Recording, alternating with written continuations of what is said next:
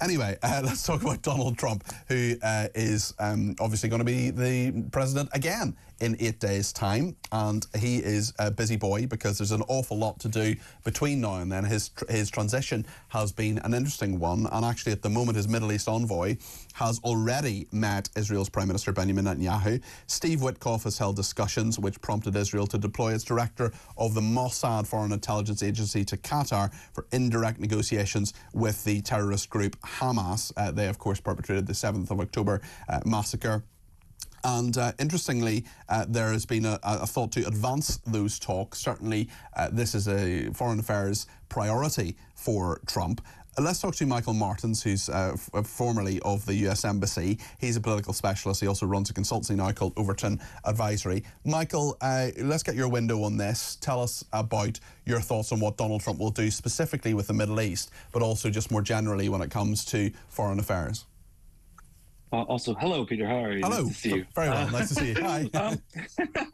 I think what we're seeing with President Trump is he takes a much more vocal line on things that he cares about, and I think he's had a long-standing view on the Israel-Palestine conflict, and I think he's lining himself up. You know, the inauguration, as you say, is in 8 days. He's been pretty clear that he wants the hostages, like the Israeli hostages, returned in order to even get to that stage of a ceasefire. Like he's more confrontational than President Biden, obviously, and he's also more pro-Israel. So we're seeing that come through. Yeah, it's interesting because specifically in regard to Gaza, I mean, are you surprised in any way that there's involvement here from Steve Witkoff? Because it's rare in politics to know exactly what's going to happen. But of course, an inauguration is one of those times where you say, actually, next Monday, we know by hook or by crook, Donald Trump is going to be the next president of the United States. So it does make sense, I suppose, for the Israelis to engage with this now, especially when they know there's someone who arguably is more in their corner than Joe Biden.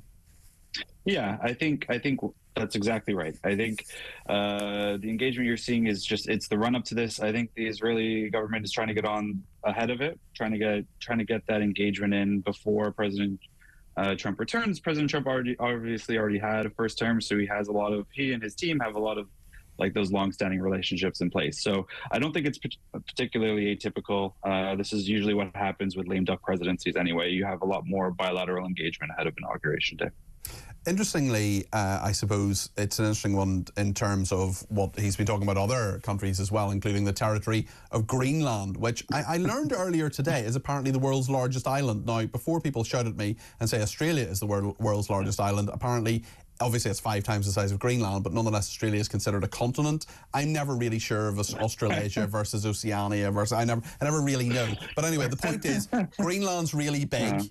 Greenland's really big, and Donald Trump is talking about Greenland and wanting to be more involved, if not buy Greenland. I mean, how seriously are you taking those thoughts from him? Because it's been something that's been there for a while, isn't it?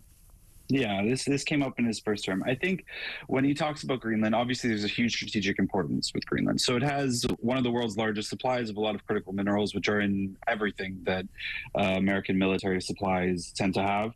At the same time, it also sits along the Greenland, Iceland, UK corridor, which NATO members traditionally patrol because it's Russia's Navy's access to the Atlantic and therefore the eastern seaboard of the U.S. So I think and America, to be clear, also has military bases and troops stationed on Greenland at the moment. So I think what this is more of a pressure tactic. Denmark, which obviously oversees the autonomous territory of Greenland, doesn't pay 2% to NATO. I think this is directly linked to that. And as well, I think it's a negotiation tactic. I don't think he's personally, I don't think he's going to invade Greenland. I think, if anything, it's more about trying to pressure Denmark to pull its weight in NATO. Trump has announced the new US ambassador to London, to the Court of St. James, to the United Kingdom. Yeah. I'm sure you're very disappointed it's not your former colleague Woody Johnson back for a second term. Tell us about the new ambassador, what they're likely to be like, what we can expect in terms of the special relationship, especially when Donald Trump has talked a lot about tariffs. Yeah, I think, well, the ambassador and if Ambassador Johnson's watching, nice to see you, sir. But I think the incoming ambassador, he's going to have his plate full.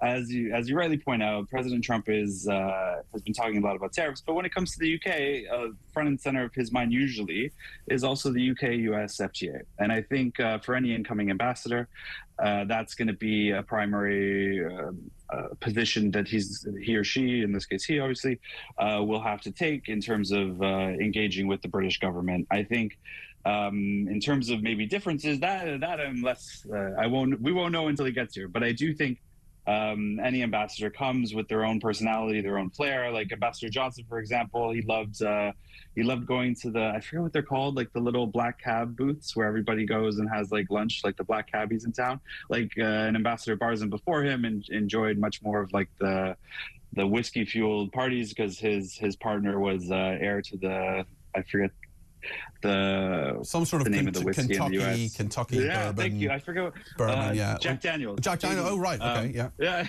So I think the new ambassador, he'll find. I wish I'd married the heir to the Jack Daniels empire. You and me both, Peter. It'd be a very different morning, probably. It would be a very different morning. Probably a hungover one, Michael. Are you looking forward to the inauguration? What are your predictions? Because there were lots of rows about crowds the last time. Do you think that'll be an issue this time? I don't think so. I think this time, I feel like President Trump's first electoral victory caught a lot of people by surprise. There was a lot of almost like resistance, maybe in some of the bigger, more mainstream American media outlets. I don't think that's the case this time. I think his win has been baked into a lot of voters. I think there's almost like permission to go and celebrate it. I think we're going to see larger crowds, and equally, even on the corporate side, like Boeing and Google and Meta and Amazon, they're all donating to the inauguration, which is different than previously. So my big question is like, will Kanye come? Because if Kanye comes to sing, like that would be exciting for me. I'm a Kanye fan, so I think that's my dark horse prediction. What's your instinct? How likely it is? Do you think Kanye will come? I mean, I guess professionally, I don't think it's likely. Personally, I dream. Okay. Well, if he does come, I will say one thing to you afterwards, and that is this: "O ye of little faith." Oh, well, maybe if this comes to Kanye and President Trump's attention, like, on this side of the pond, we're hoping it happens. Michael, thank you very much indeed. That's Michael Martins, who's a former US Embassy official in London. He's a political specialist. He runs a consultancy now called Overton.